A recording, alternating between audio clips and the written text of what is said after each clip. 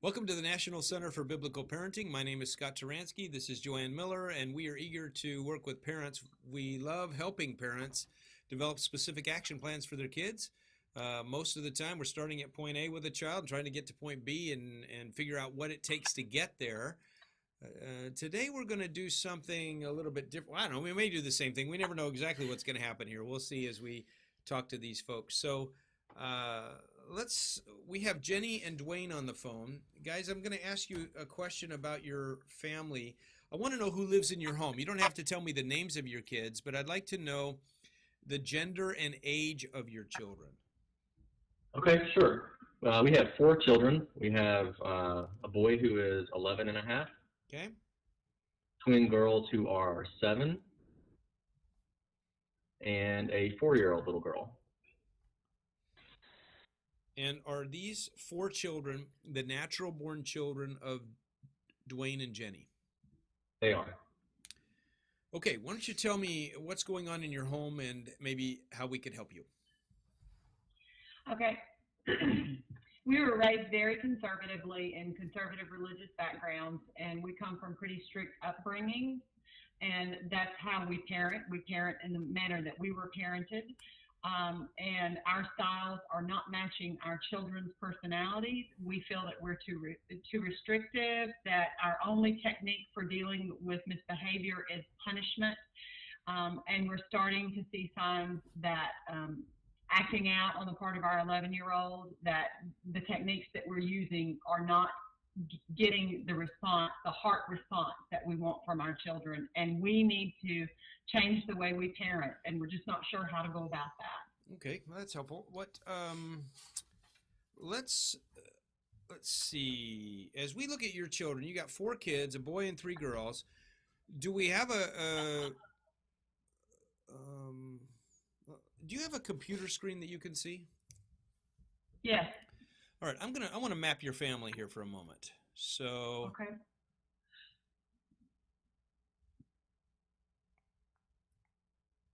oh, good. All right, so we have. I'm going to put 1, 2, 3, 4, 5, 6 people. 1, 2, 3, 4, 5, 6 circles, all in a circle. And we're going to put dad in one circle and mom in another. We're going to put child number 1 in a circle, child number 2, child number 3, and child number 4. So you're going to have to decide which one of these. You got twins. You're going to have to decide which one's number 2 and which one's number 3. Does that make sense? Yes. All right, I want to map this out here. How would you tell me, would you characterize the relationship between dad and mom? Does it have a lot of conflict, a little bit of conflict? What would you say? A little bit of conflict. Okay, so just a little bit of conflict that we have between dad and mom. How would you characterize the relationship between mom and child number 1, your son? Little bit of A lot conflict? of conflict. Okay, a lot of conflict between those 2 children. No, I'm sorry. I didn't mean that. Hey, I appreciate the vote of confidence. Oh, sorry, that was not intended. All right. How about between mom and child number 2? Little, very little. Very little conflict between mom and child number 2. What about mom and child number 3? Very little. Very little. What about child number 4? Very little. Very little. Okay. Dad, how would you say the conflict level is between dad and your son? It's pretty high. I'd say a lot. Okay, a lot of conflict. What about with your second child, with your daughter? Not much. Just a little. Okay, what about your third child? Little and little. Okay, and a little to your fourth child as well. Tell me about how would you characterize the relationship between your twins? A lot of conflict or not? I guess it's typical sibling type things. I mean, they're best friends. They get along really well, but of course, occasionally they squabble and disagree. So I'm going to put So a little bit of conflict. Is that reasonable? sure. I agree. Okay, what about I have twins too, so I understand what you're saying. The dynamic between twins is interesting, at least. We'll talk more about that. What about between child number 3 and child number 4? How would you characterize that relationship? I'd say very little. And what about the relationship between child number 2 and child number 4? Very little. And okay, now let's go to the relationship between child number 1 and child number 2. Very high. Oh, I'm sorry. Say, You got the twins mixed up. It's 1 and 2 is very little. Oh, okay. So we're going to change this. There's probably a way to erase here, but I don't know what it is. All right. So that's with little. But are you saying that the relationship with child number 3 has a lot of conflict? Yes. Okay, that's interesting. So we got a lot of conflict there. And what about with child number 4? Very little. very little. Very little. Okay, so what we want to do is we want to target the relationship between mom and oldest son, dad and oldest son, and the child number 3. Does that make sense to you? Yes. Okay, so that map is helpful for me, just getting a picture of what your family looks like. Now, what would you say if we were to say that your oldest son has some challenges in his life? What list for me some of those challenges? What are they? Now, when I say challenges, I mean misbehaviors or character weaknesses or something along that line. So, I guess probably the biggest is maybe impulsivity, lack of self-control. Okay. And that comes out with everything's a discussion. There's always an argument of why his way is better. Nothing is just straightforward. That's probably one of the biggest things. That he argues with you a lot. There's a lot of dialogue. Whenever you're trying to get anything done, there's a lot of resistance and dialogue on his part. Is that right? Yes, absolutely. Okay. There are typically 3 areas that I like to measure in the relational dynamic between a parent and a child here. So when mom, and I'm going to tell you what those are because I think these become the arenas that you're going to want to work on. When mom is working with her son in the area of following instructions, does this boy follow instructions well, or do we have a lot of resistance? A lot of resistance. Okay, and then what about when you correct him and say, you need to stop teasing your sister or something like that? Does he respond well to correction or does he react to it? He reacts to it. And when you tell him no about something that, no, you can't watch that movie right now, or we're not having a snack right now, does he accept no as an answer well? No. Okay, so that tells me that we're working in an area, 3 different areas that we have some challenges here with him. All right. Now, what kinds of things do you do, Mom, that connect with your son, that build relationship and that are encouraging in the relationship between you?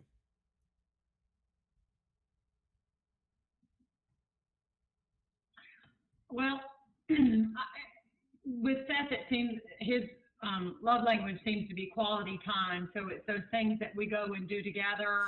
I mean, even we can have quality time in the car talking about different books. We share a love of reading, and it seems to be the time that I spend with him that allows him to feel close to me and open up to me, and vice versa.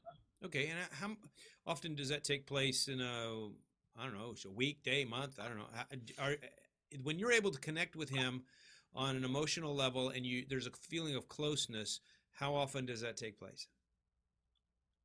A few times a week, maybe. Okay. And Dad, how do you connect with your son?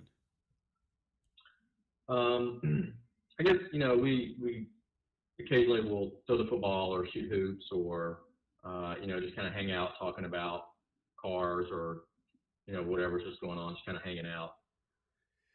So with you, he also appreciates quality time, it sounds like. Yeah, absolutely. Yeah, it definitely is. And about how often does that take place in a given week? I would say less than once. So on average, a couple of times a month, maybe. Okay. All right. Can you print that out for me? Just hit print. If it prints, fine. I just want to put it in their folder. Okay. Just Command P. Because I want to erase that and I want to do something else. That didn't work. All right. If that doesn't work, that's okay. I just wanted to know if we could print it. That's okay.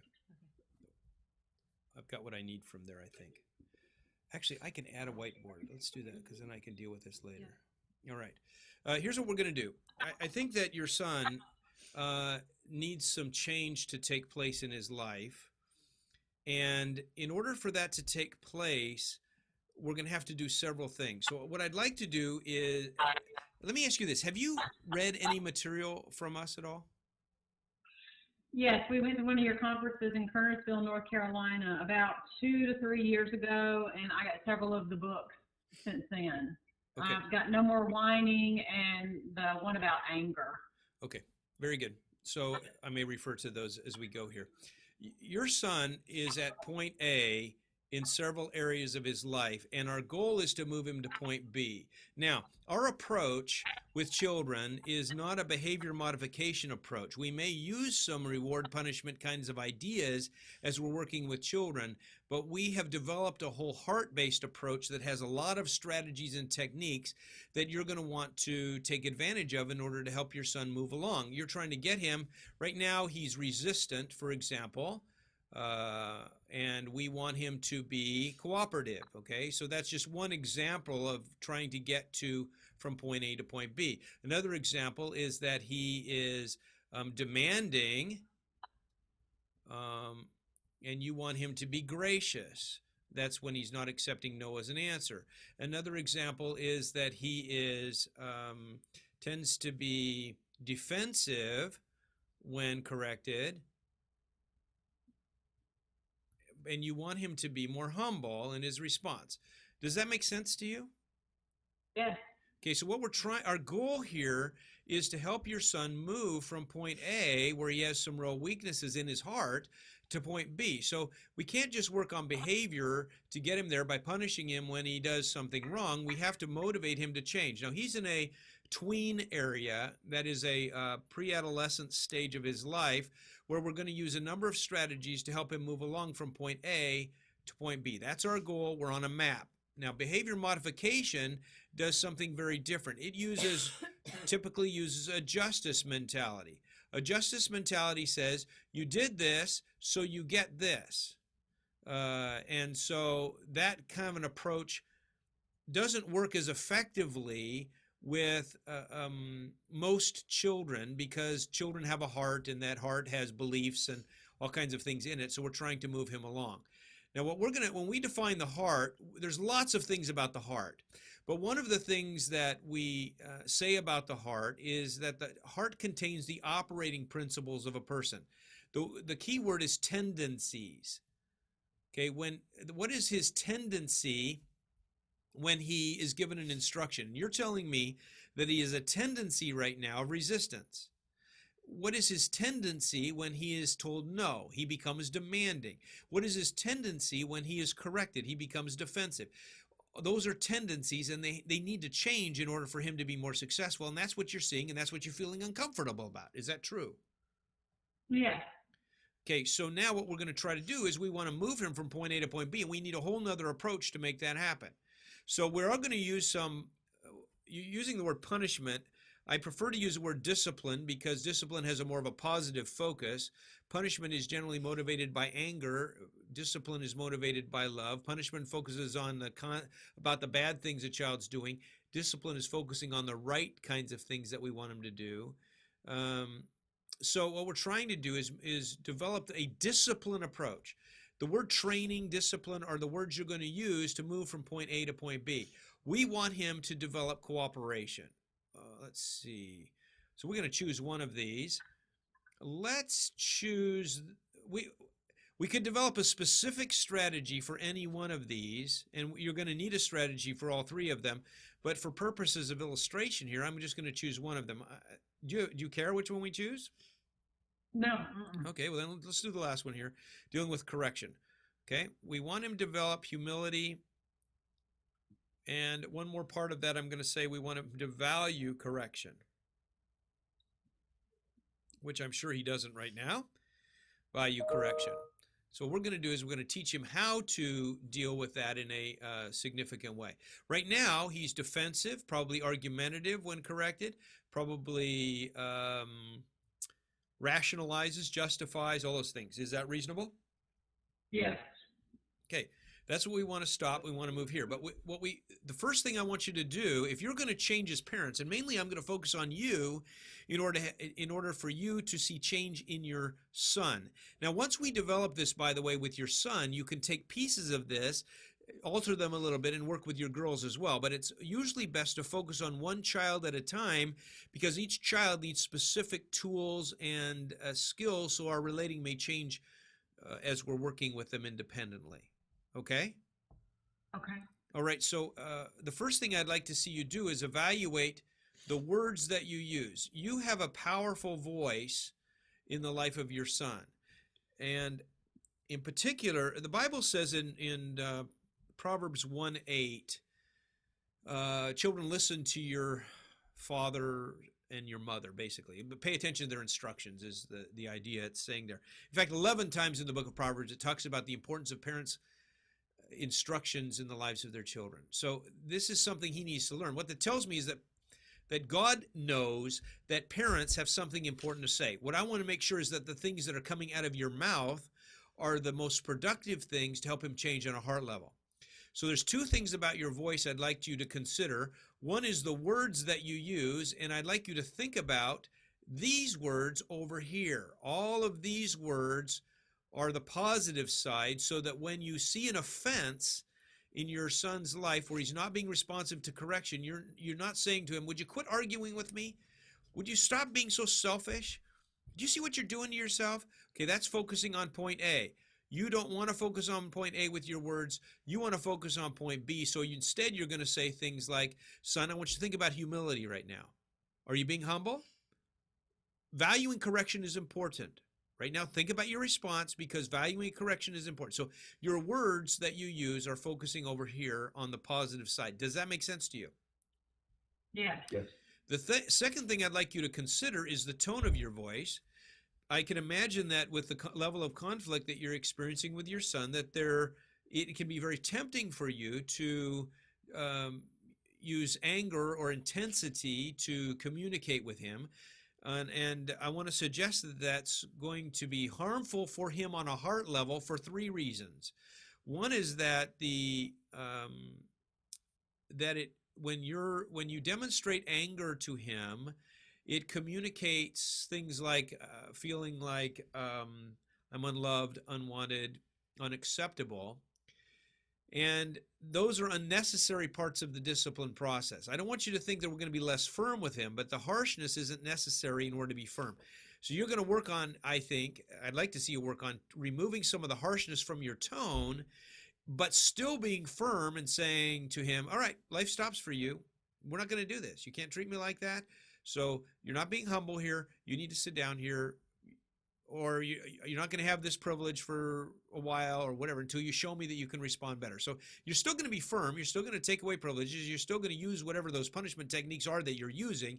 You're still going to use them, but we're going to remove some of the harshness out of your voice. Does that make sense to you? Sure. Okay. Mm-hmm. Because when I said that there are three things. One is the way the child perceives the message when you use anger. The second thing is it puts distance between you and your son. And the third thing is that it just produces this guilt inside of you because you know you didn't handle that the right way. So work on tone, and that'll help you. That's the first thing. If you can do that, then you're going to move pretty far in the process.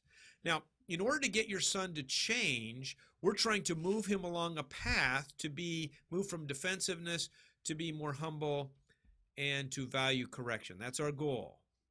So we can do that in a number of ways. Let me give you some ideas and some strategies that'll help you. One is we want to define for him what we're moving toward, and we want to give him a vision for that. So I'm going to write the word vision up here just because we want to give him a vision for what we're doing, why we're doing it. Why is the important question. Why are we working on this quality in your life? So, son, I'm going to be correcting you, and your response is really important. It's important because when you respond well to correction, you can learn things. God created correction as one of the ways we learn that. You can learn things from your teacher at school, from doing a research project, from watching a movie on TV, from a coach coaching you. You learn things all those different ways, but in particular, one of the ways you learn something is through correction. So it's a learning tool. It's a valuable thing. So you're giving him a vision for that. And another thing you can do, I would suggest, is use some scripture. So there are some great passages that talk about the value of correction. Let's use the book of Proverbs. Verse 623 says something like, the corrections of discipline are the way to life. Now, you don't want to be preaching at him, but you want to say to him, hey, look, I found this great verse. I think it might be helpful for you. Would you look up Proverbs 6:23 for me and read that? What is it? What does that verse mean? What does it mean? The corrections of discipline are the way to life. And see what he says. I don't know. And so you might say, well, look, why don't you do this? Why don't you ask a couple people what they think about that and report back to me? Here, why don't you write the verse out here or photocopy this part of the Bible and see if you can figure out, what does that verse mean and why is it relevant to your life or my life? What is it saying? So, or you might not send them an assignment. You might just tell them. But what I'm saying is your goal here is not to preach at your son. Your goal is to get him to believe something about correction. So often when we discover it ourselves, we benefit from it a little bit more. Another verse that I'd have him read is Proverbs 12:1, which says, he who loves discipline loves knowledge, but he who hates correction is stupid. Whoa, I'm sure in your strict family, you don't use the word stupid. The Bible does. And so typically what happens when I'm working with kids is they get tickled with the fact that the word stupid's in the Bible. But then I say to them, what is that? Is that saying that the person who's corrected is stupid? No. What it's saying is that the person who hates correction is stupid. How would someone demonstrate that they hate correction? Well, they'd be defensive, they'd be angry, they'd have a bad attitude, they'd be resistant to the correction. So he'll end up describing himself as someone who hates correction. Why is correction so important? Well, it's important because Proverbs 6:23 tells us. So correction is valuable. That's what you're trying to communicate here, and that's why we've put it as part of what we're trying to get in point B. Does that make sense to you? Yes. What I'm trying to do is show you how to reach your son's heart without just using a consequence or a lecture method or some reward somehow. What we're trying to do is trying to change what he believes about life and build into him some valuable qualities. So I'm going to give you some more pieces to this puzzle because all of these are skills that you're going to want to practice. Another one is you're going to want to pray for your son. And maybe even with your son about correction. I would even say to him, son, sometimes I need to be corrected. And I hope if I come out of the bathroom with toothpaste running out of my mouth that you'd say to me, hey, Dad, you better go back and correct your problem in the bathroom so that I know, so I don't go out of the house looking crazy. Correct me. And if you think I'm doing the wrong thing in my relationship with you or with anybody in our family, then I want you to respectfully correct me. I'll respond to that because I want to learn. I want to grow. So, and why don't we pray that God will use our family to help us all grow as we correct each other. That's going to be part of the process. So, and then I'd pray for a heart of humility and for the ability to value correction. That's what you're praying for on a positive note. Okay? Okay. Right now, over here, firmness is important. Firmness makes your son feel uncomfortable at point A. But I want to change the way you give consequences to your son. Let's say you take away his video game. I don't know what kinds of things you do in your family, but let's imagine that he loses some electronics of some kind because he was not responding well to correction. You don't want to take it away for a certain length of time. You don't want to say to him, okay, you lose it for the rest of the week. Because as soon as you do that, you take something out of his heart called hope. When a child loses a privilege for a certain length of time, they have no hope of getting it back. So why should they try to work on something? All they have to do is endure the pain now for the next week, and then they're going to get their thing back. And hopefully they've learned a lesson. Let's not do it that way. Let's do it this way in order to use this as a heart based approach to parenting. Let's require that he earn it back by moving along this line toward point B. Okay, so we're saying, here's what I expect you to be doing when I correct you. I want you to say, okay, mom, or I'll work on that, mom, or good point, mom, or something like that. So what we're trying to do is show him how to respond, and we're moving him along in the process. We're still going to use firmness because firmness teaches character. We want to make him uncomfortable at point A in order to force him to move to point B. Now, another piece of this that I've already alluded to is teaching. You want to teach him exactly what to say to you. I had one boy I was working with. I must have been 8 or 9 years old. He was so negative all the time that I gave him 5 cards. And I said, I've written on these cards the things you can say when I say something. Because I'd say black, he'd say white. He was very oppositional. He had oppositional defiant disorder, and we were trying to make some changes in him. So I gave him 5 cards, and I said, you can only choose one of those statements. Okay? And so we started talking about something. I don't know what it was. I'd make a statement, a strong statement. And he had to choose between words like, oh, that's interesting. Okay. Just these common positive statements that he can make instead of his, oh, that's not right. I've got a better story than that kind of approach that he was taking. In a similar way, you want to communicate to your son that here's how I want you to respond. This is the right way to respond. These are the exact words that you say, or silence is often a good response when being corrected.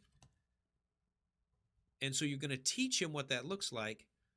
And then I'm just going to give you one more word here for this diagram, and that's to coach him along. So you're going to coach him and say, oh, I think you're going the wrong direction there. Why don't we stop talking, think about it, and let's try that again. I'm going to make my correction statement for you in just a moment, but I want you to think about a better response than what you just had. Okay, let's try that again. Now I'm going to say it again. You ready? Okay. Son, I want you to stop teasing your sister. What's your response going to be, son? Okay. Or you might, if he has a disagreement, you say, okay, Dad, could we talk about that? And if he wants to talk about it, then I would say, okay, son, let's go talk about it. Let's sit down at the table. I would encourage you to, my guess is because of the diagram that we drew earlier and the conflict that exists between this young man and his parents, that we would benefit from slowing down the dialogue. So his first response needs to be, okay, Dad, and then he can say, could we talk about that? Because he probably has some opinions about his sister's obnoxious teasing that he got tired of, and he doesn't want to see it anymore, so he let her have it. So he wants you to know about what she was doing, and we don't want to shut him down at that point, but we want him to be able to talk about it in a way that's still responsive to correction. So I would say that we say to him, son, okay, you want to talk about it? Let's go sit at the table. The table does several things. You're both sitting at the table. It slows down the process. We're not having a conversation in the living room or passing down the hall or yelling back and forth. We're sitting at the table. And you say to him, okay, I'll listen to what you have to say. Go ahead. And while he talks, you write. And you don't argue with it. You just write down everything he has to say. And then when he's all done, then you say, okay, I think I got it. Makes sense. I've heard everything that you've had to say about this. Now, I'm going to ask you a question, son. How could you have handled that differently? You're right, your sister was being mean or she wasn't doing the right thing. How could you have handled that in a better way? Again, do you see what we're doing? We're focusing on point B, where we want to go, not just what we did wrong. We're trying to teach him the positive direction that we want him to have. Excuse me, that's all moving in this teaching direction with him and coaching him along in the process. We want to make sure he knows exactly what we're expecting him to do and say, and then when he has he's tempted to do whatever, yell at you, or we want him to have a different plan to handle his problem in that moment that's more mature and responsive to you. All right, so I've done a lot of talking. How do you think he's going to respond to some of these things that we've talked about? I think definitely, we can apply some of these techniques, and I think he would respond positive to them. he's a smart, smart, good kid. Definitely, I think that probably the hardest work will be for Jenny and myself to change our approach. I agree with you. I'm just writing some things down.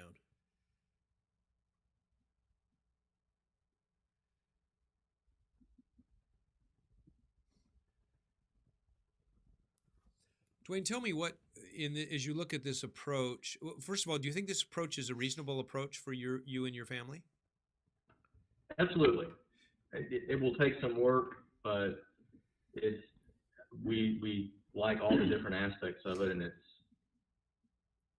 we're not happy with the approach that we're taking now or the results that we're taking now. So we definitely think that we need another system for parenting.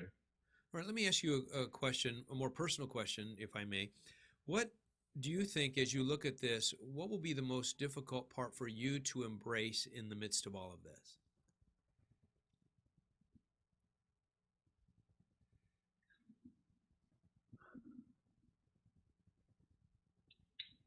I suspect the getting better control over the tone and the words that we're using and changing that approach. I think because it's habit that we quickly try to deal with the situation, and I think that advice of trying to slow down the dialogue is going to help with that. But I think that's probably going to be the hardest habit to break, is to change the tone and change the message. I agree with you. I think that, thank you for sharing that. That's very vulnerable. I'm going to share with you something for you that I think will help you move in that direction, okay? There's 3 words that I think are going to be helpful for you. The first word is tasks, the next word is problems, and the third word is conflict. Tasks are the jobs that we have to do every day. We have to get kids up in the morning.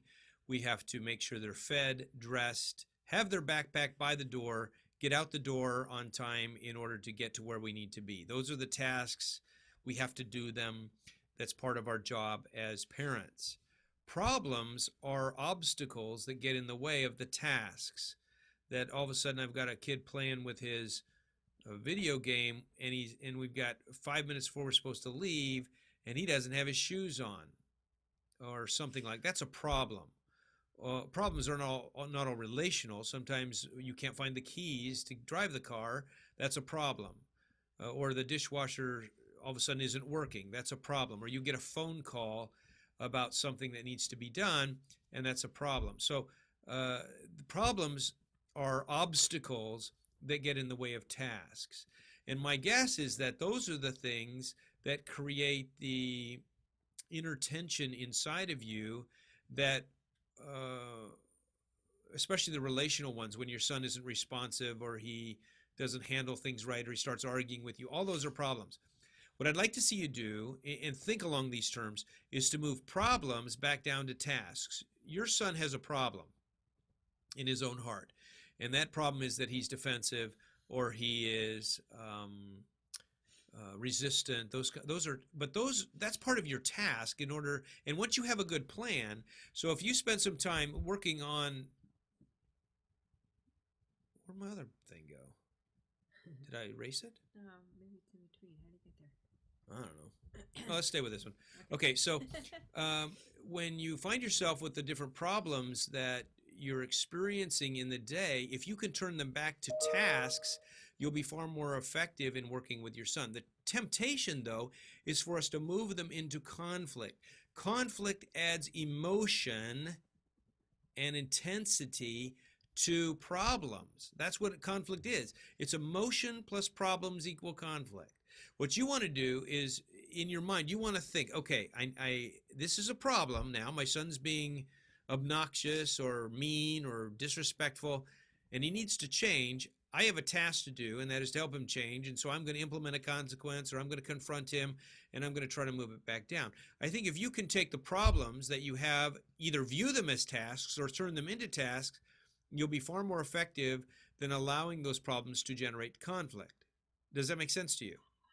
Absolutely. Okay. That's very insightful. Now, here's the challenge. Okay. When the problem happens and you're trying to move it down to a task, your son, he wants to turn everything into a conflict. Okay. So when kids turn tasks into conflict, sometimes we as parents jump on board and say, okay, well, you want to turn into conflict? I'll show you what conflict is. And we start going at it.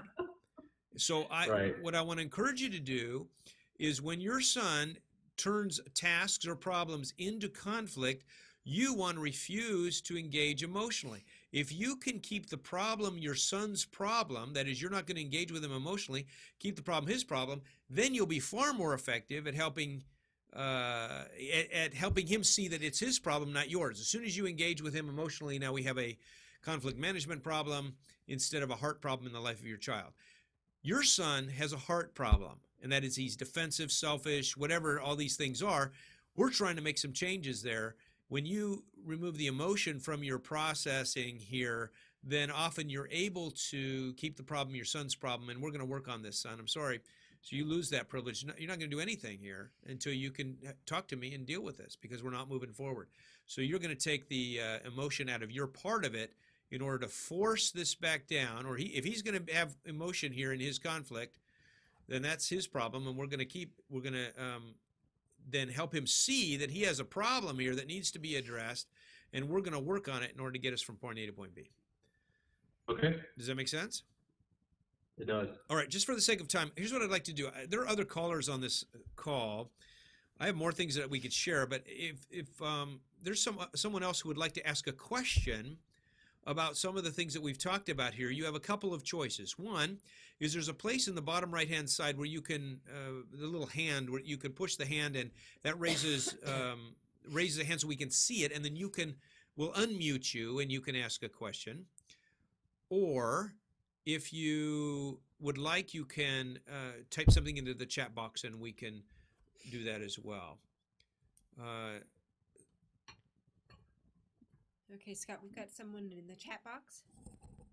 Okay, go ahead. My daughter is 4 with the same issue as the caller's son, and my son is 2 and screams and cries to where I want to cry. I have no energy. And my son is 2.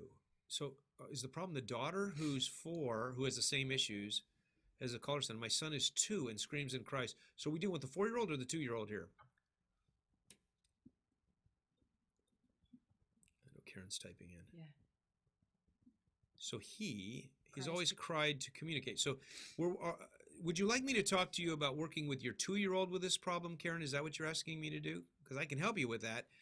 And you're saying what you're probably saying is I'm getting some help with my 4-year-old, and this is going to help me with my 4-year-old, but now I need help with my 2-year-old. Okay, I'm getting the picture. All right.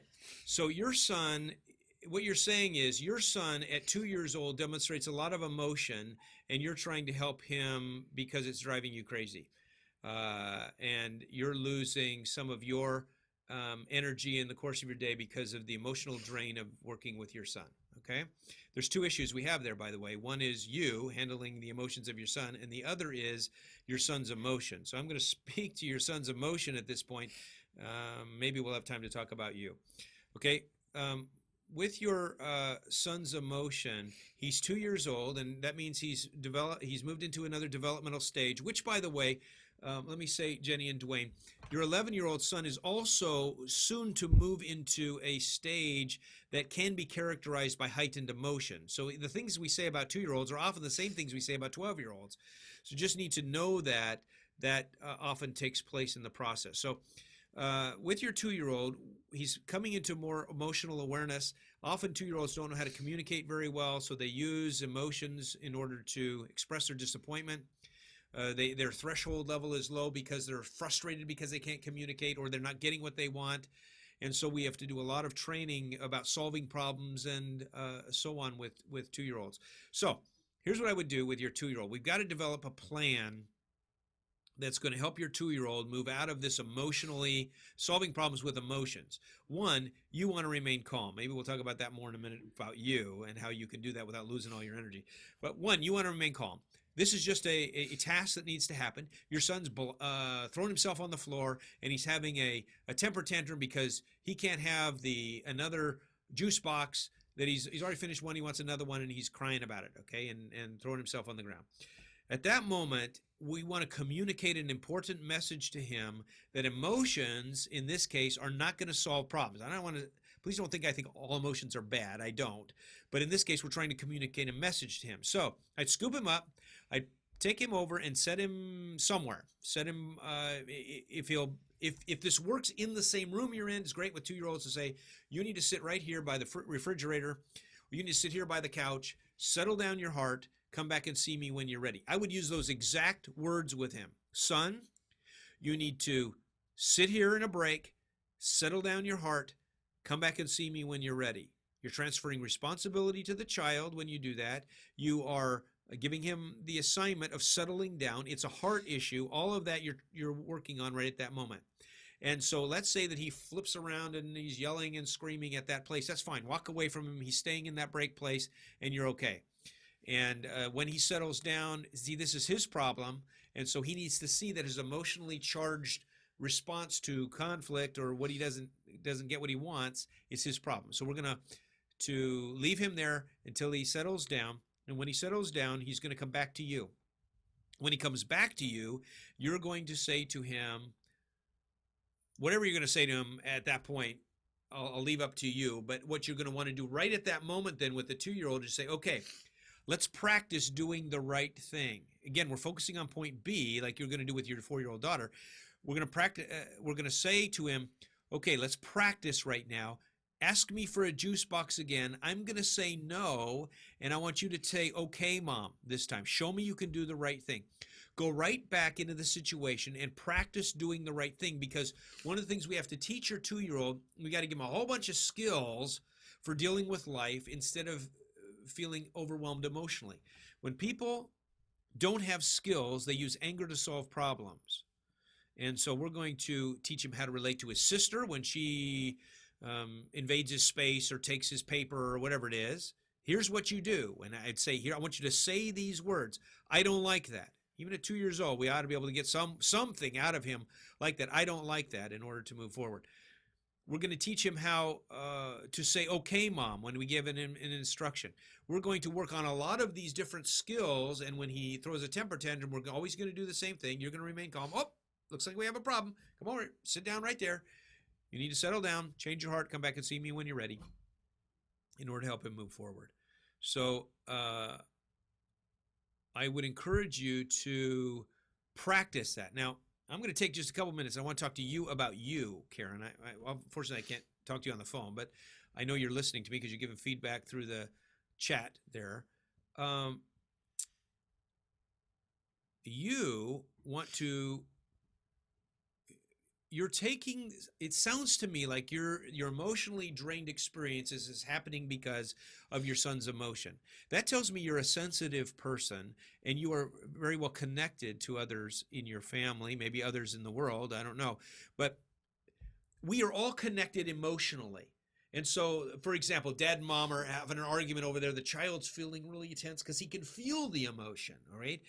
When you have 2 children fighting with each other, your 4-year-old and your 2-year-old are fighting, you feel uncomfortable because we're all emotionally connected. When your son's upset and angry, you feel emotionally upset. We have to deal with that piece of you in order to help you have a skill in order to parent more effectively without feeling like you're drained by the end of the day. So you want to practice developing an emotional stability, calmness. I call it being an emotional wall when your son is being upset. So you're going to, when your son is having his little temper tantrum or he's yelling at you or whatever he's doing in anger, you want to, in that moment, develop some skills. That might be praying. It might be taking a deep breath. It could be backing up a little bit. It's going to be something that's going to allow you to maybe pull your shoulders down, relax your face. I don't know what's going on in you, but you're going to want to use some techniques to develop some inner peace that really God wants you to have, and God called us to peace even in the midst of a difficult situation. If you can practice that, then you will be less drained at the end of this experience, because this is really your son's problem, and this is really your job. Your job is to help your son with his problem, and so we're going to keep working on this in order to make it work. Does that make sense to you? And Karen says, Thank you. Okay, good. All right, I'm going to open all the phone lines for a moment. Would you do that? Unmute everybody, because sometimes people are on telephones and they can't raise their hand or something. Does anybody want to ask a question?